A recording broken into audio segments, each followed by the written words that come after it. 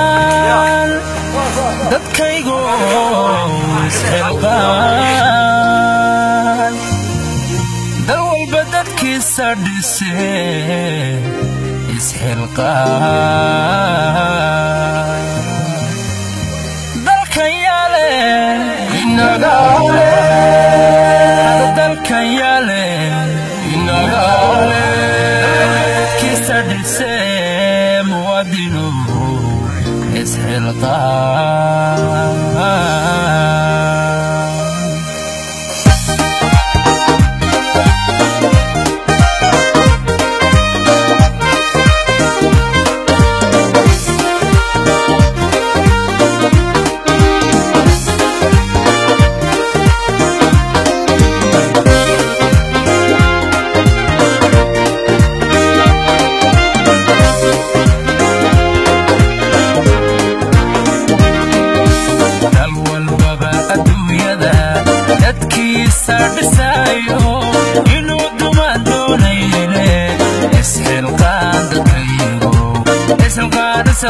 isxilqaan dadkaygu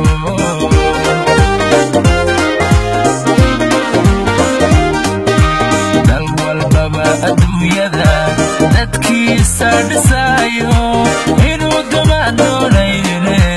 isxilqaan dadkaygu isxilqaan dadkaygu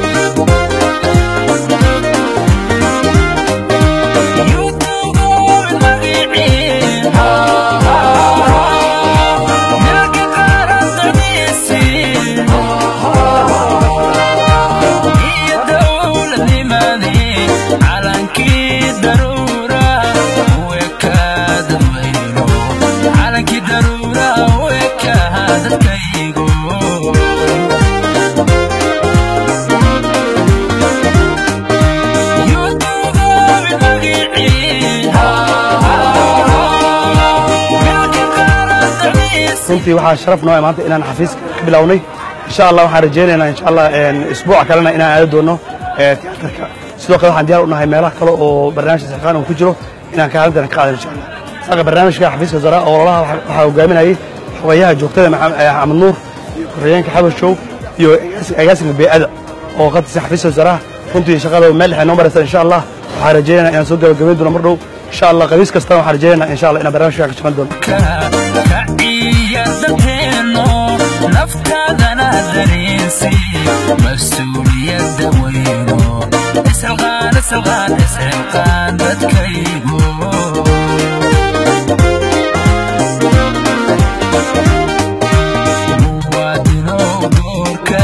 maanta meeshaan waa u jeedaan sida caadada noo ahayd waxaan ka wadnaa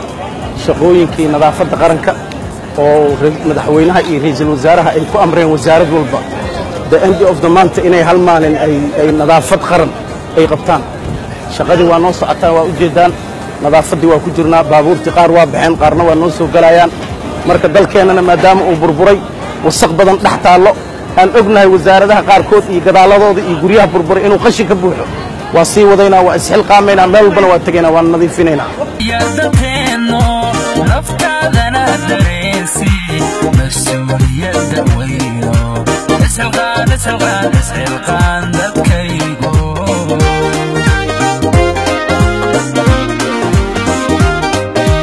kuwa dayaxa gaadhe daruuraha kormaraya waa shacab waa muwaadin waa shacab dadaale isxilqaan dadkaygu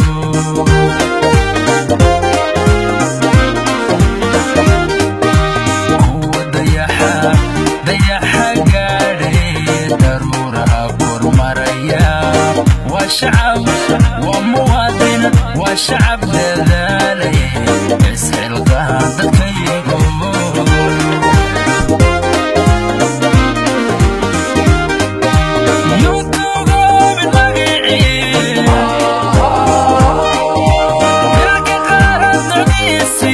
waxa xaqiiqa ummad walba inay wax qabsan karto ummad walba wax walba way samaysan kartaa nadaafadda waa iimaanka barkiis haddii aan nadaafadda laga fikirin laga shaqaynin ummadimo hormarayso waddankeennana waxaan diyaar u nahay inaan nadiifsano oo aan dhisano oo ilaa iyo meesha ugu dambaysa aan gaarsiisano oo aan la mid noqono waddamada adduunka oo hore u maray haddii ilaa